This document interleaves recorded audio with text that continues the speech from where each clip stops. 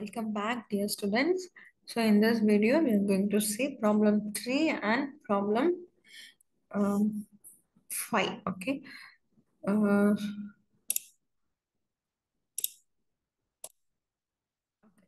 so, problem 3. So, from show that u of x comma y is equal to sin x cos hy plus 2 cos x sin hy plus x square minus y square plus 4xy is harmonic. Find an analytic function f of z in terms of z with the given u for its real part. So அப்போ நம்ம first நம்ம வந்து given function வந்து ஹார்மோனிக்னு proof பண்ணணும். Next நம்ம வந்து F of Z analytic function கண்டுபிடிக்கணும். அதோட ரியல் பார்ட் வந்து யூ இருக்கிற மாதிரி. ஸோ அப்போ நம்ம ஆஸ் யூஷுவல் பண்ணுற மாதிரி தான் கொஷினை வந்து லைட்டாக ட்விஸ்ட் பண்ணி கொடுத்துருக்காங்க. அது ஹார்மோனிக்னு ப்ரூஃப் பண்ணணும். அதுக்கப்புறம் அனாலிட்டிக் ஃபங்க்ஷன் கண்டுபிடிக்கணும் இன் டேர்ம்ஸ் ஆஃப் இசட்ல வந்து சச் தட் இந்த கிவன் ரியல் பார்ட் வந்து அந்த யூ ஆஃப் எக்ஸ் கம்மாவையா இருக்கணும். ஓகே, ஸோ அப்போ நம்ம வந்து ஆஸ் யூஷுவல் பண்ணுற மாதிரி ஃபர்ஸ்ட் நம்ம ஹார்மோனிக்னு ப்ரூவ் பண்ணுவோம்.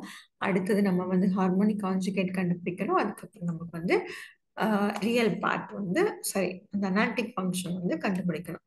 ஸோ இங்கே வந்து உங்களுக்கு இந்த ப்ராப்ளம் வந்து எந்த மெத்தடில் பண்ணியிருக்காங்க அப்படின்னா மைல் தாம்சன் மெத்தடில் வந்து இந்த ப்ராப்ளம் வந்து பண்ணியிருக்காங்க. ஓகே, ஸோ நம்ம வந்து மைல் தாம்சன் நம்ம வந்து அந்த சிஆர் இக்குவேஷன் யூஸ் பண்ணுறது பெட்டரா இல்லை மைல் தாம்சன் யூஸ் பண்ணுறது பெட்டர்னு கேட்டோம்னா நம்ம கண்டிப்பாக மைல் தாம்சன் யூஸ் பண்ணுறது தான் பெட்டர். ஏன்னா நம்ம இங்கே என்ன பண்ணுவோம் அப்படின்னா நம்ம சிஆர் இக்குவேஷன் நம்ம யூஸ் பண்ணி பண்ணுறோம் அப்படின்னா நம்ம வந்து ஹார்மோனிக் கான்ஜுகேட்டை கண்டுபிடிச்சிட்டு தான் நம்ம வந்து அந்த அனாலிட்டிக் ஃபங்க்ஷனை கண்டுபிடிப்போம். பட் மைல் தாம்சன் மெத்தடை யூஸ் பண்ணோம் அப்படின்னா அந்த அனாலிட்டிக் ஃபங்க்ஷனை கண்டுபிடிச்சதுக்கு அப்புறம் தான் நம்ம அதுல இருந்து நம்ம அதை யூ பிளஸ் ஐவி ஃபார்ம்ல எழுதியிருப்போம் இல்லையா. ஸோ அது ரியல் பார்ட் இமேஜினரி பார்ட் நம்ம வந்து அதுல இருந்து தான் நம்ம என்ன பண்ணுவோம் ஹார்மோனிக் கான்ஜுகேட்டை வந்து கண்டுபிடிப்போம். ஸோ பட் என்ன சொல்றதுக்கு சின்ன சின்ன ஃபங்க்ஷன்ஸாக இருந்துச்சுன்னா நீங்கள் வந்து சிஆர் இக்குவேஷனை யூஸ் பண்ணுறது நல்லது. கொஞ்சம் பிக் ஃபங்க்ஷன்ஸாக இருந்துச்சுன்னா நம்ம அந்த இடத்துல வந்து இதை யூஸ் பண்ணுறது நல்லது. இது மைல் தாம்சனை யூஸ் பண்ணுறது தான் நல்லது. ஓகே, ஸோ அப்போ நம்ம இந்த ப்ராப்ளம்ல ஃபர்ஸ்ட் நம்ம ப்ரூஃப் பண்ண போறது வந்து அந்த கிவன் ஃபங்க்ஷன் வந்து ஹார்மோனிக்னு ப்ரூஃப் பண்ண போறோம். ஸோ நமக்கு given U of X comma Y வந்து இவ்வளோ பெரிய டேர்ம். ஸோ அப்போ யூ எக்ஸ் பண்ணா நமக்கு என்ன வரும் சைன் எக்ஸ் வந்து டிஃபரன்ஷியேட் பண்ணா cos X cos H Y அப்படியே இருக்கும். காஸ் எக்ஸ் டிஃபரன்ஷியேட் பண்ணா minus sine X sine H Y அப்படியே இருக்கும். எக்ஸ் ஸ்கொயரை டிஃபரன்ஷியேட் பண்ணா மைனஸ் பிளஸ் 2x இது 0 இது வந்து plus 2y sorry 4y. again நம்ம differentiate பண்ணோம் அப்படின்னா sin x வந்து becomes cos x becomes minus sin x cos hy remains same sin x become cos x sin hy remains same and 2x become 2 4y வந்து நமக்கு 0 ஆயிரும். இதே மாதிரி நம்ம uy கண்டுபிடிக்கலாம். அதுக்கப்புறம் u double y நோட் பண்ண வேண்டிய விஷயம் என்ன அப்படின்னா ஹைப்பர்போலிக் ஃபங்க்ஷன் கொடுத்துருக்காங்க இங்க நமக்கு cos hx sin hx கொடுத்துருக்காங்க. ஸோ நம்ம வந்து cos hy நம்ம டிஃபரன்ஷியேட் பண்ணால் நமக்கு என்னதான் வரும் sin hy தான் வரும். sin hy டிஃபரன்ஷியேட் பண்ணால் நமக்கு என்னதான் வரும் cos hy தான் வரும். ஸோ நம்ம வந்து அதுல நமக்கு வந்து எந்த சைனுமே நமக்கு என்ன ஆகாது சேஞ்ச் ஆகாது. sin hy டிஃபரன்ஷியேட் பண்ணா cos hy cos hy differentiate பண்ணா வந்து sin hy. So no sign will be changed. Okay, இப்போ நம்ம uxxும்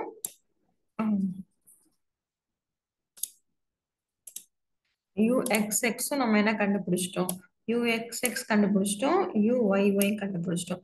ரெண்டையும் சம் பண்ணுங்க நமக்கு என்ன வருது கிளியரா நமக்கு தெரியுது இது வந்து 0 தான். ஸோ அப்போ நமக்கு uxx பிளஸ் uyy வந்து நமக்கு 0 வரனால இந்த ஃபங்க்ஷன் வந்து நமக்கு என்ன function harmonic function.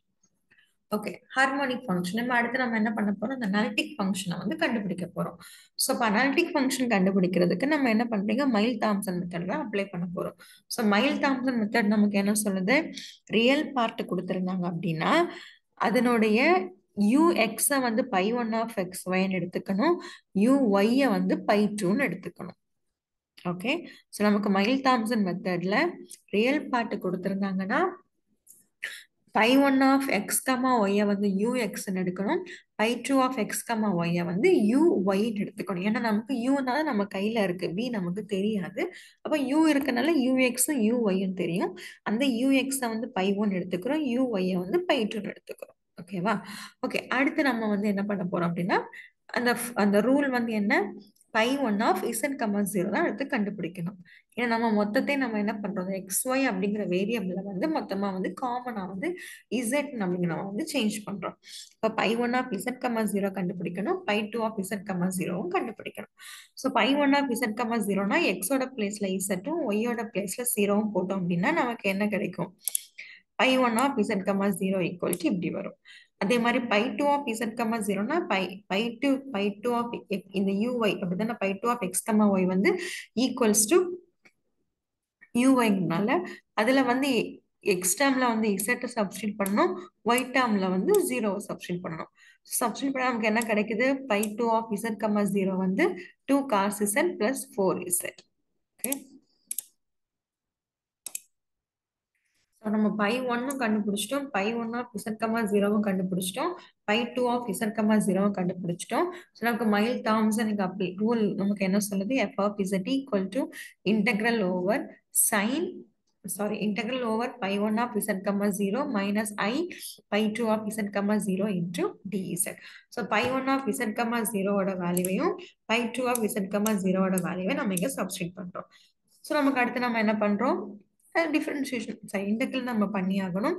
So cos Z integral பண்ண நமக்கு சைன் இசட், 2z இன்டெகிரல் பண்ணா 2 into z square by 2, cos Z integral பண்ணா எகைன் நமக்கு சைன் இசட், 4z இன்டெகிரல் பண்ணா 4z ஸ்கொயர் பை 2. ஸோ எதெல்லாம் கேன்சல் ஆகும் அதெல்லாம் கேன்சல் ஆகும் அப்படின்னா நமக்கு வந்து f of z equal to நமக்கு என்ன கிடைச்சிருக்கு, sin z plus z square minus 2i sin z minus 2i z square plus c. இதுல நமக்கு யார் வேணும்,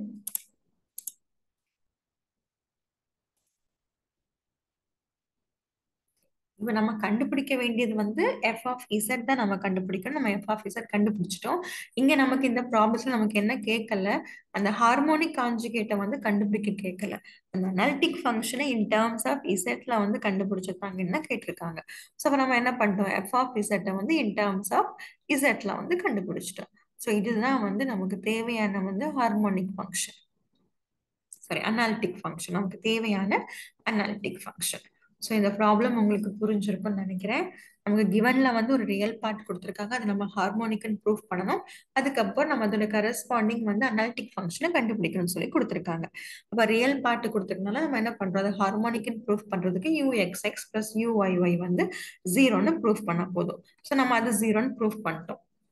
அதுக்கப்புறம் நம்ம என்ன கண்டுபிடிக்க போறோம், மைல் தாம்சன் மெத்தடை யூஸ் பண்ணி அதனுடைய அனாலிட்டிக் ஃபங்க்ஷன் வந்து கண்டுபிடிக்க போறோம். அப்போ அனாலிட்டிக் ஃபங்க்ஷனுக்கு அந்த அந்த மைல் தாம்சன் ரூல் வந்து நமக்கு ரியல் பார்ட் கொடுத்திருந்தாங்க அப்படின்னா அந்த இமேஜினரி பார்ட் இருக்கு இல்லையா, சாரி ரியல் பார்ட் நமக்கு கொடுத்திருப்பாங்க. நமக்கு அதுல இருந்து நம்ம என்ன பண்றோம், யூஎக்ஸும் யூஒயும் கண்டுபிடிக்கலாம். அப்போ phi one of X comma Y யூஎக்ஸ்ன்னு எடுத்துக்கிறாங்க, phi two of X comma ஒய்யை வந்து யூஒய்ன்னு எடுத்துக்கிறாங்க.